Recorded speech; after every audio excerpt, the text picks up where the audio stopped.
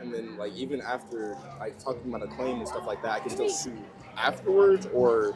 Well, no. So the way it works is, like, you would file a claim with, you would ask them for their insurance information. You would file a claim with that business's insurance company, right? And then they would pay your claim. They would pay for your medicals. They would pay for your, they would pay for your medical bills, and they would compensate you for your injury, right?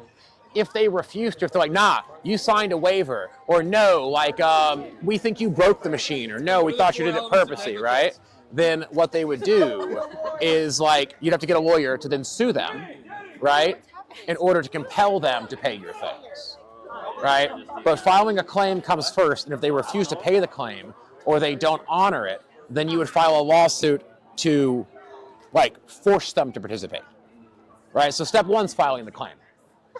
And then just follow the steps of, like, if they refuse. It all comes down to if they refuse. Well, you could get a lawyer today, and they would do all of that for you, right? You could hire a personal injury firm and say, hey, I was at LA Fitness and this thing fell on me and I got hurt, and then they would reach out to LA Fitness. They would ask LA Fitness for their insurance information.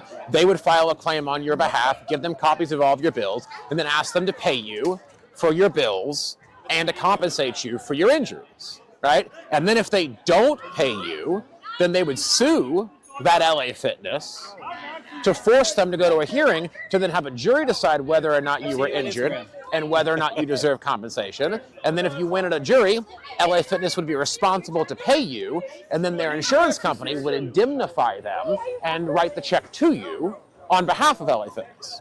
It'd be no different than a car accident.